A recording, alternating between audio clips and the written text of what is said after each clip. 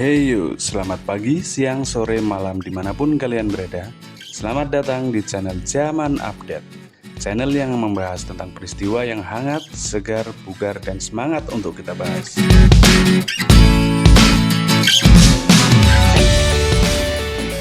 Oke, kali ini kita akan membahas tips belajar cepat atau biasa disebut wayangan ya, tentang kompetensi teknis PGSD P3K tahun 2021.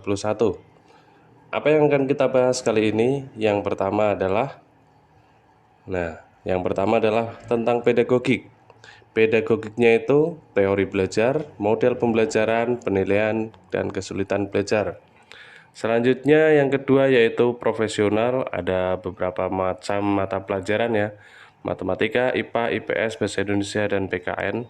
Kemudian yang ketiga ada mata pelajaran umum, tentang tradisi atau mitos seperti yang pada video kemarin kita bahas tentang tradisi untuk memanggil hujan seperti itu ya. Kemudian kegiatan sehari-hari. Langsung saja yang pertama kita akan bahas dulu tentang teori belajar. Teori belajar yang pertama adalah audible atau teori bermakna. Kita tidak usah membaca semuanya ya, cukup kita ambil yang penting saja. Yang penting itu apa sih tentang teori ini? Yaitu ciri-cirinya adalah pengalaman. Pokoknya kalau ada tentang pengalaman atau faktor yang mempengaruhi belajar siswa adalah apa yang sudah diketahui siswa sebelumnya tentang apersepsi ya. Pokoknya kalau ada apersepsi ya itu adalah teorinya Ausubel. Kemudian selanjutnya teorinya Gagne, behavioristik, dan teori kognitivisme. Ciri-cirinya itu ada beberapa fase belajar. Nah, seperti ini. Yang pertama adalah belajar sinyal, yang kedua belajar stimulus respon, yang ketiga menghubungkan atau chaining, yang keempat ada asosiasi verbal, yang kelima belajar tentang diskriminasi, yang keenam belajar konsep konkret, yang ketujuh belajar konsep terdefinisi dan aturan, yang kedelapan pemecahan masalah. Jadi tidak usah dibaca semua ya, cukup kita cari kata kuncinya saja seperti itu. Selanjutnya ada teori perkembangannya Piaget, ini yang sudah sangat terkenal sekali ya. Nah, ada sensori motor usia 0 sampai 2 tahun. Karakteristiknya adalah mengorganisasi kenyataan dengan kemampuan indera dan motorik. Kemudian ada praoperasional, ada 2 sampai 7 tahun. Kalau usia SD ini masuknya di ini. Operasional konkret. Ya, masuknya kita di operasional konkret. Kemudian setelah SD, SMP itu sampai usia 12 tahun ya ke atas itu masuk ke formal operasional. Selanjutnya ada teorinya Edgar Dale. Nah, tentang kerucut pengalaman. Ini kemarin keluar ya, teori kerucut pengalaman. Nah, seperti ini. Jika pada pengalaman kita hanya membaca, itu yang kita ingat adalah 10% dari bacaan itu. Kemudian kalau kita mendengarkan itu 20%. Kalau kita melihat gambar atau diagram, kemudian melihat video atau film, kemudian melihat demonstrasi, itu baru 30% yang kita ingat. Kemudian kalau kita terlibat dalam diskusi, itu 50%. Kalau kita menyajikan atau presentasi, itu 70%. Kemudian jika bermain peran, melakukan simulasi, dan mengerjakan hal yang nyata, itu baru 90% yang kita ingat. Seperti itu. Jadi kelasnya itu di sini ada verbal, kemudian di sini ada visual, di sini terlibat, dan di sini berbuat. Itu adalah kerucut pengalaman menurut Edgar Dale. Nah, ini ada kerucut lagi. Kali ini teori kebutuhan menurut Maslow. Nah, kebutuhannya seperti apa? Kebutuhan yang pertama adalah aktualisasi diri, kemudian yang kedua tentang penghargaan, sosial, rasa aman, dan fisiologis. Teori kebutuhan ya. Yang sering keluar itu teorinya tadi, yang Edgar Dell. Selanjutnya teori Vygotsky. Apa itu teorinya Vygotsky? Teorinya Vygotsky adalah teori belajar yang titik tekan utamanya adalah pada bagaimana seseorang belajar dengan bantuan orang lain dalam suatu zona keterbatasan dirinya atau ZPD. Ya, pokoknya intinya kalau ada kata-kata ZPD itu ya berarti teorinya Vygotsky seperti itu. Nggak usah dibaca semua karena ini kan namanya juga belajar wayangan ya. Jadi kita ambil yang penting-penting saja. Selanjutnya ada teorinya Kohlberg, tahap perkembangan moral. Yang pertama ada prakonvensional, aspeknya ada obedience dan punishment. Ini berdasarkan perbuatan. Kemudian ada tahap konvensional, ada good boy orientation. Ini membantu atau disepakati orang lain. Ada yang ketiga adalah post konvensional, orientasi orang pada legalitas kontrak sosial nih ya. Selanjutnya adalah model pembelajaran. Nah, model pembelajaran itu kita tidak akan membahas pada kali ini ya, karena sudah kita bahas pada video sebelumnya. Silakan bisa dilihat di video sebelumnya saja. Selanjutnya ada tujuan pembelajaran. Nah, pada tujuan pembelajaran yang kita lakukan adalah yang pertama, menganalisis KD. Yang kedua, merumuskan indikator dengan memperhatikan dimensi kognitif KKO atau kata kerja operasional. Jika LOTS atau Low Orientation Thinking Skill ini ada di C1 sampai C3. Dan jika HOTS, nah ini berpikir tingkat tinggi ya, High Order Thinking Skill, ini C4 sampai C6. Selanjutnya menyusun tujuan pembelajaran berorientasi ABCD. Audience atau peserta, behavior atau perilaku, condition atau kondisinya, dan degree atau penghargaan. Nah, susunannya adalah CABD, bukan ABCD ya. Tadi pengertiannya, audience, behavior, condition, dan degree. Jadi kalau susunannya adalah C dulu, condition dulu, baru A, B, dan D. Nah, kata kerja operasionalnya atau KKO-nya seperti ini. Nah, untuk mengingat, kalian bisa screenshot pada layar ini ya. Kalau C1 itu berarti mengingat, C2 memahami, C3 mengaplikasi, C4 menganalisis, C5 mengevaluasi, dan C6 baru mencipta atau create. Ini menurut taksonomi Bloom. Berikutnya kita akan membahas penilaian. Penilaian yang dibahas itu ada 3 macam ya, afektif, kognitif, dan psikomotor. Afektif berarti penilaian sikap, misalkan penilaian diri sendiri, penilaian antar teman, seperti itu. Kemudian kognitif adalah penilaian pengetahuan, dan psikomotor pengetahuan keterampilan. Nah, tujuan penilaian dulu. Yang pertama adalah keeping track. Kita lihat kata kuncinya adalah track. Track itu berarti melacak. Berarti kalau keeping track berarti melacak kemajuan siswa. Selanjutnya ada checking up. Checking up berasal dari kata checking ya, artinya mengecek, ya berarti mengecek ketercapaian siswa. Selanjutnya ada finding out atau mendeteksi kesalahan. Finding itu kan berarti menemukan, mendeteksi. Selanjutnya ada summing up atau menyimpulkan. Berikutnya ada remedial. Nah, yang kita tekankan pada penilaian itu yang sering keluar adalah remedial. Nah, caranya bagaimana? Jika banyak siswa yang tidak tuntas atau di bawah KKM lebih dari 50%, maka yang kita gunakan adalah dengan cara metode dan media yang berbeda. Kita ajar lagi berulang, pembelajaran berulang dengan metode dan media yang berbeda. Kedua, jika banyak siswa yang tidak tuntas kurang dari 20%, itu dengan bimbingan tutor sebaya, bimbingan khusus atau tutor sebaya. Yang ketiga, Jika yang tidak tuntas rentang 20-50%, maka dengan cara penugasan berkelompok. Kemarin ini keluar ya dengan simulasi keadaannya. Misalkan dalam satu kelas yang tidak, dari 20 kelas yang tidak tuntas adalah 10 orang, maka remedial yang dilakukan seperti apa? Berikutnya ada kesulitan belajar dan gaya belajar.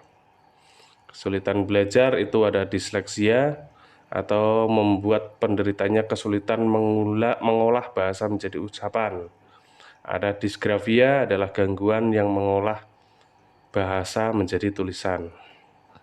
Berikutnya ada gaya belajar.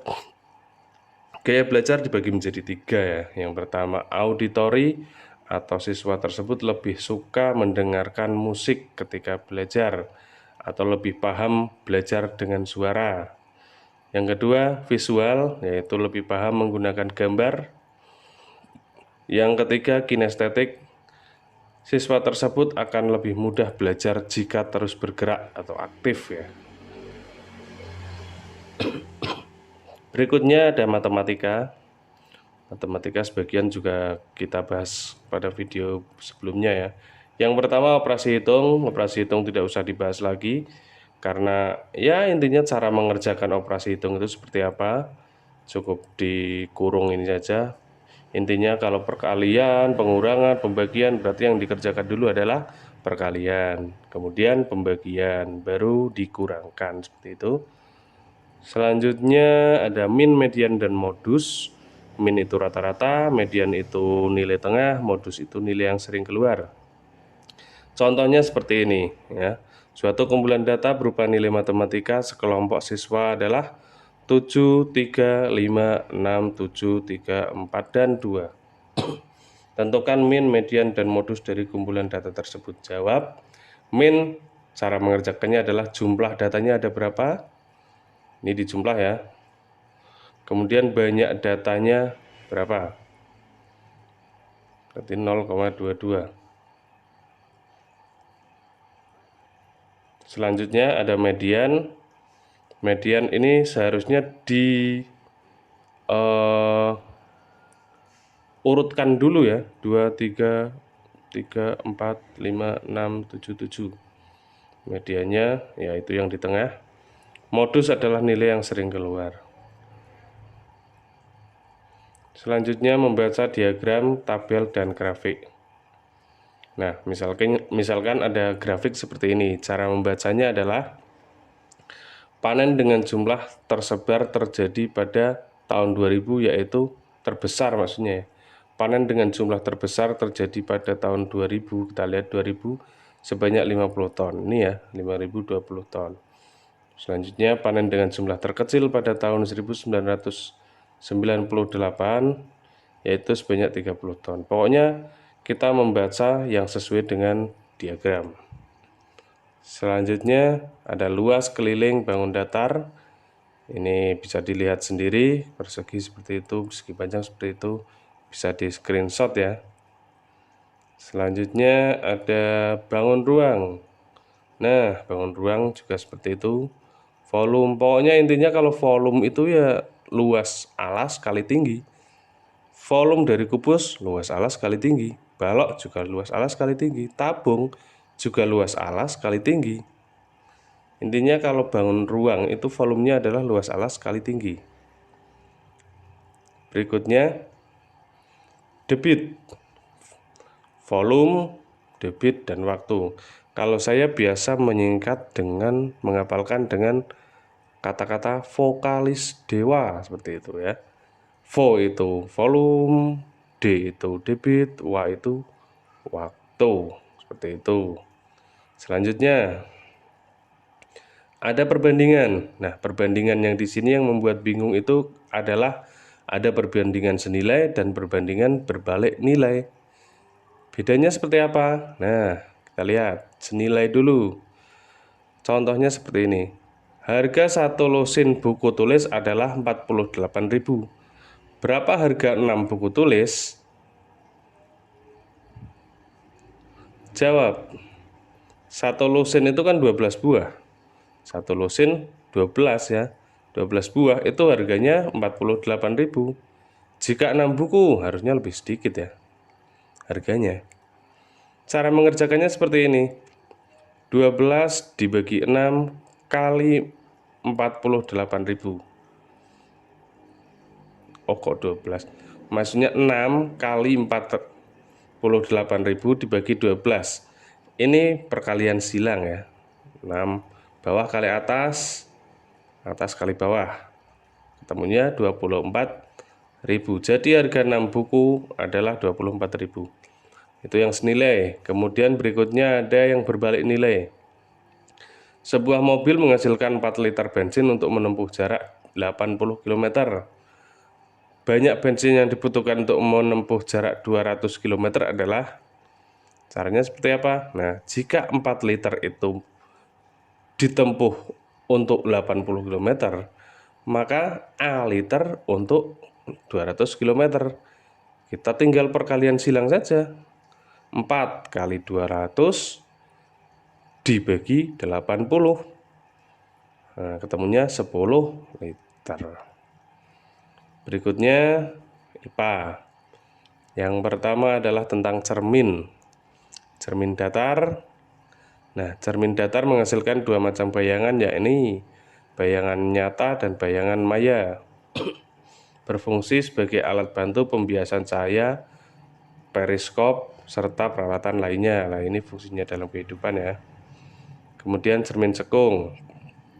Cermin cekung digunakan sebagai alat bantu melihat pertigaan jalan untuk mencegah terjadinya kecelakaan di jalan. Nah, jika kalian melihat cermin di pinggir jalan itu ya, itu pakai cermin cekung.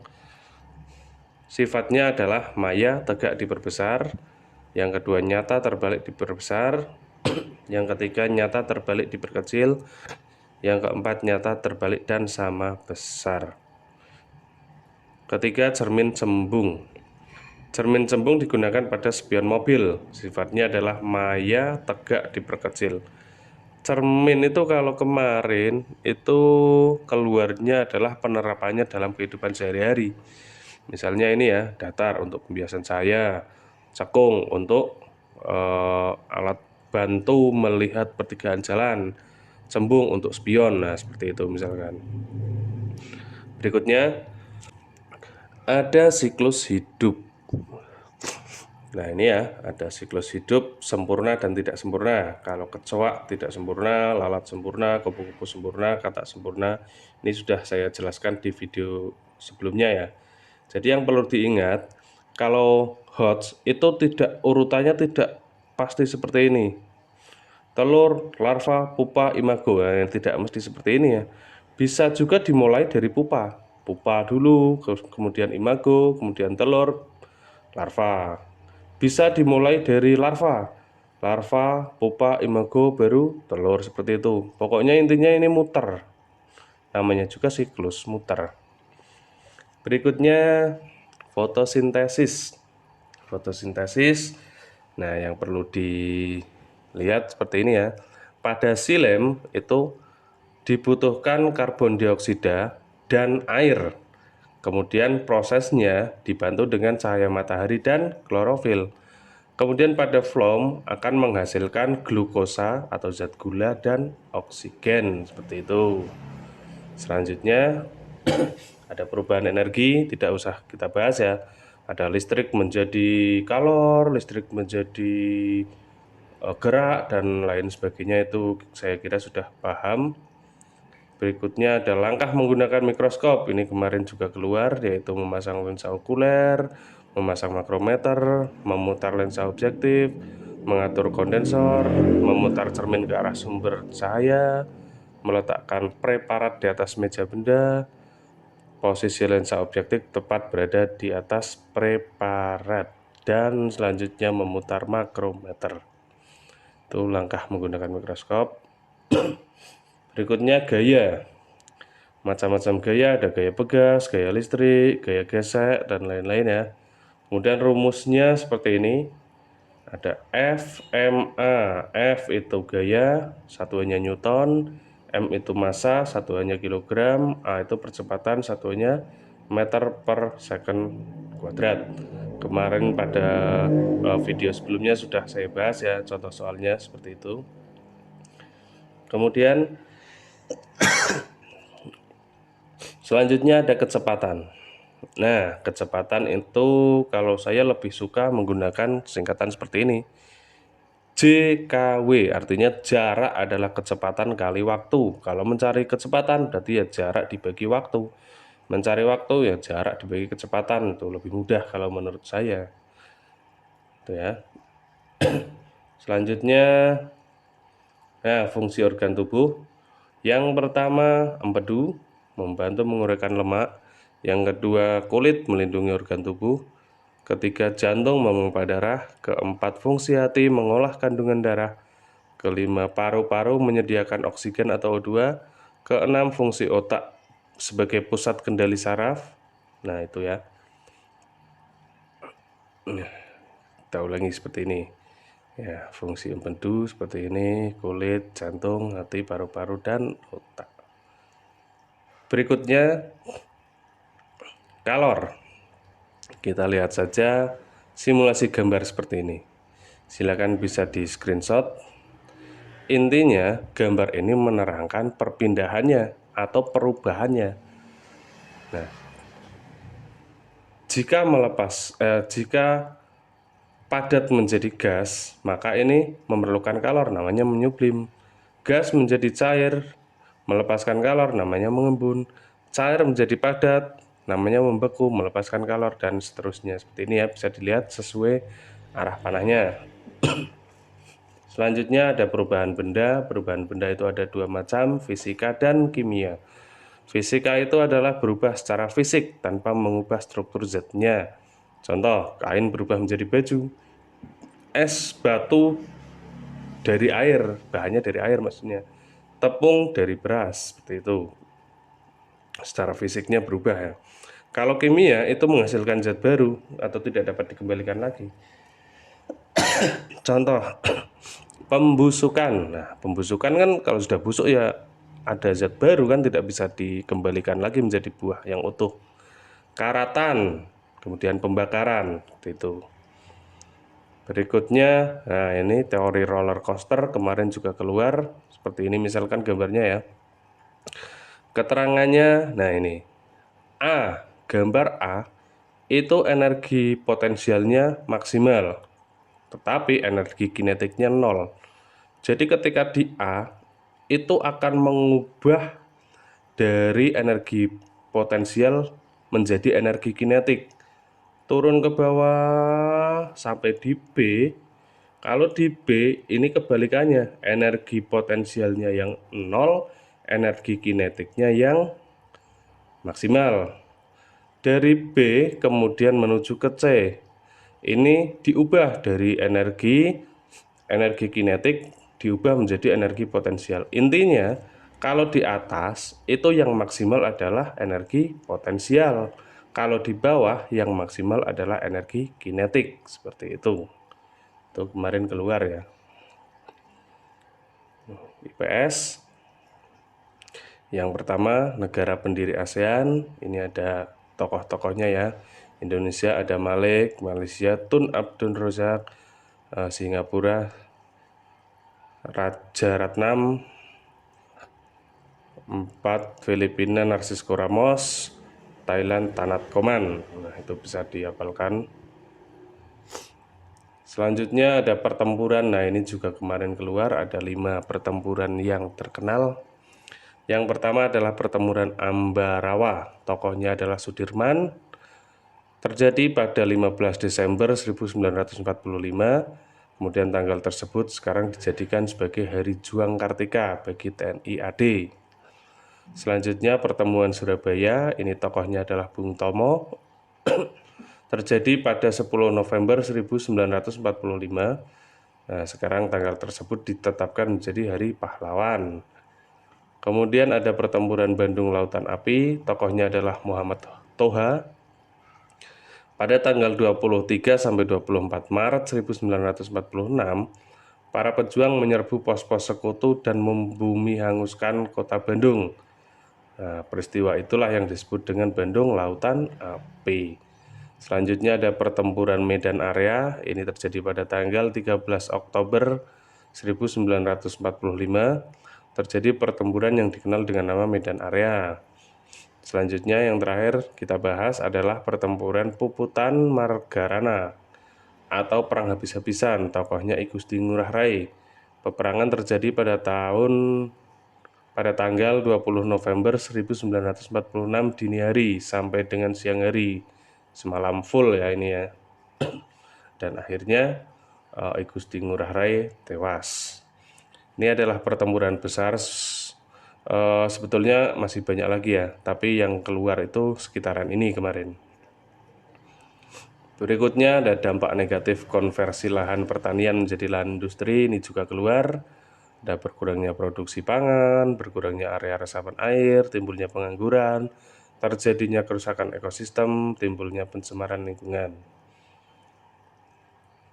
Bahasa Indonesia yang pertama adalah ragam teks. Nah, ini macam-macam teks. Ada eksposisi, eksplanasi, narasi, anekdot, eksemplum, deskripsi, dan prosedur. Ini bisa dilihat ya, eksposisi itu intinya adalah gagasan. Eksplanasi itu berasal dari kata explain, yaitu menjelaskan. Kalau narasi itu naratif ya. Intinya adalah peristiwanya runtut. Kemudian biasanya terjadi pemecahan masalah. Kalau anekdot itu cerita rekaan. Di situ pembaca akan merasa lucu, jengkel, konyol. Kemudian eksemplum itu bertujuan untuk tujuan sosial. Deskripsi itu berarti menggambarkan sesuatu. Prosedur itu berarti berisi tentang langkah-langkah.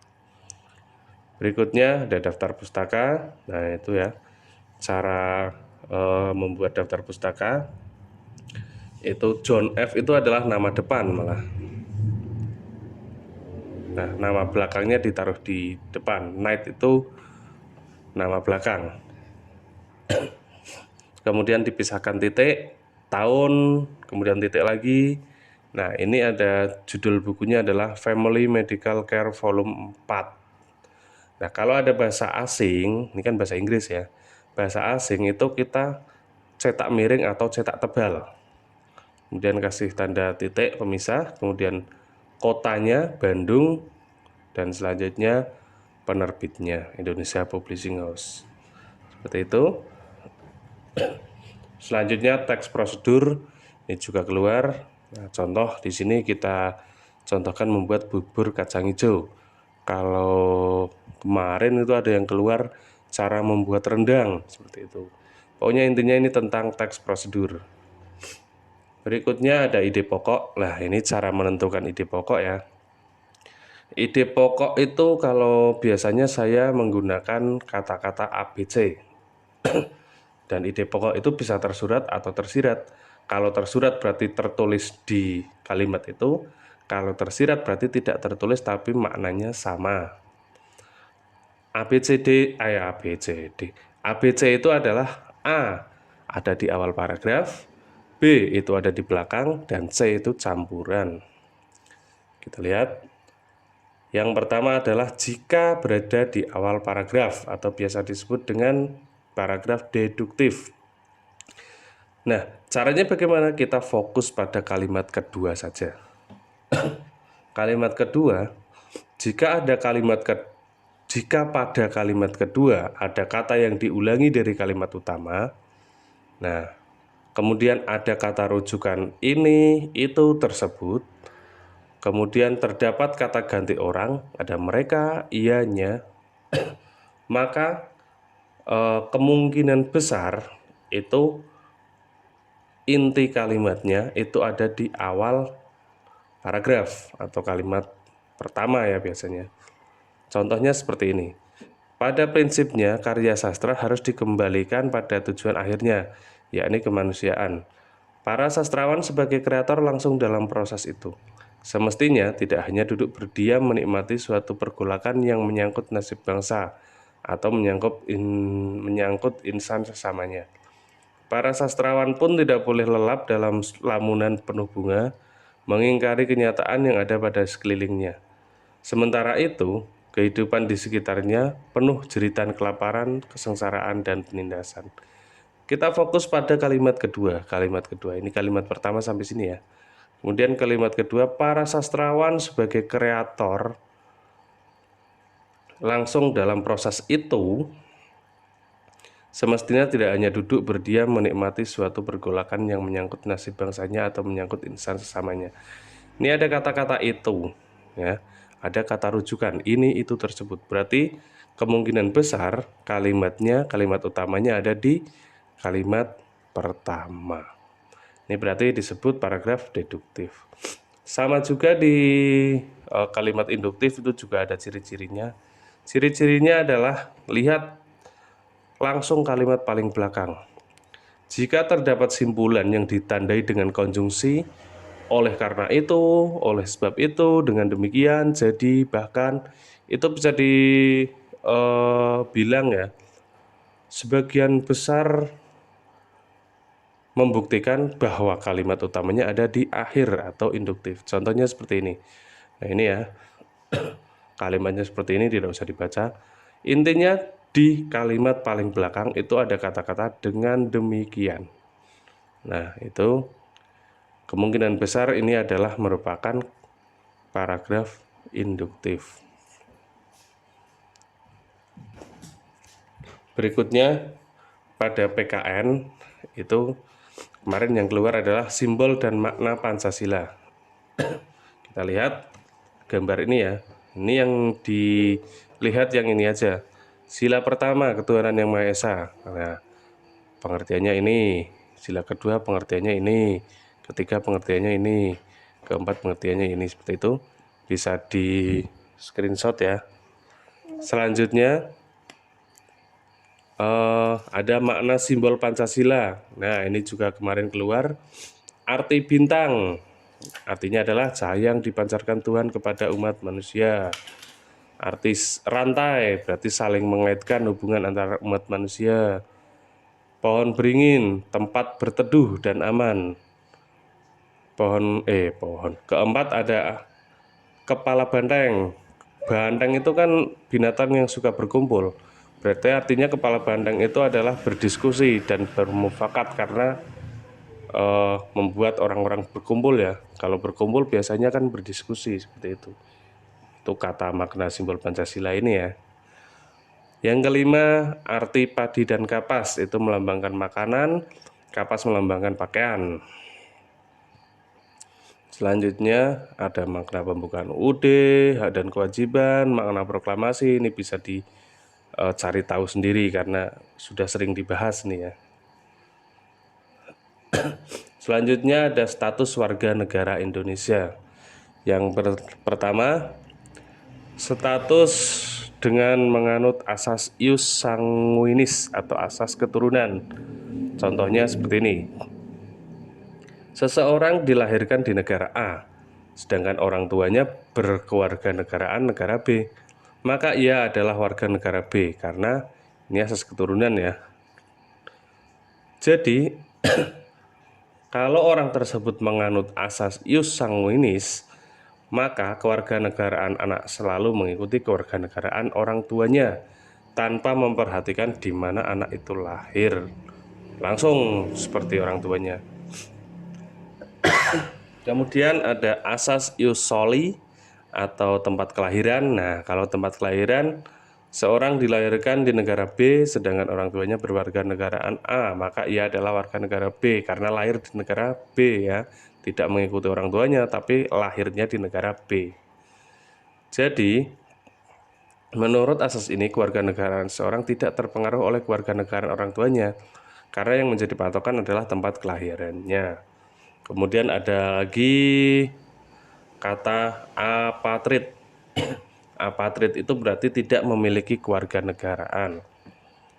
Seorang keturunan bangsa A yang menganut asas ius soli lahir di negara B, yang menganut asas ius sanguinis. Ini maksudnya yang A itu menganut asas ius soli lahir di negara B yang menganut asas ius sanguinis. Orang tersebut tidaklah menjadi warga negara A dan juga tidak dapat menjadi warga negara B. Nah, artinya orang tersebut tidak mempunyai kewarganegaraan. Ini apatrid nih ya, tidak memiliki kewarganegaraan. Selanjutnya bipatrid. Kalau tadi A itu artinya tidak, sekarang B itu artinya adalah ganda. Berarti bipatrid kewarganegaraan ganda. Itu misalkan seperti ini. Seseorang keturunan bangsa B yang menganut asas ius sanguinis. Ya, keturunan bangsa B yang menganut asas sanguinis. Lahir di negara A yang menganut asas ius soli. Karena ia keturunan bangsa B, maka ia dianggap sebagai warga negara B. Akan tetapi, negara A juga menganggap dia warga negaranya karena berdasarkan tempat kelahirannya. Ini yang A kan asasnya ius soli atau tempat kelahiran, yang B kan asasnya ius sanguinis atau asas keturunan. Jadi yang B itu menganggap keturunan bangsa B, yang A menganggap keturunan bangsa A. Nah, berarti orang tersebut berkewarganegaraan ganda. Ya, seperti itu. Terima kasih. Demikian adalah materi-materi dan beberapa cara untuk belajar dengan cara wayangan. Semoga bermanfaat ya. Jangan lupa belajar dari sumber manapun. Jangan hanya terpaku pada satu sumber. Terima kasih. Jangan lupa klik like dan subscribe apabila kalian menyukai video ini. Sampai jumpa di video selanjutnya.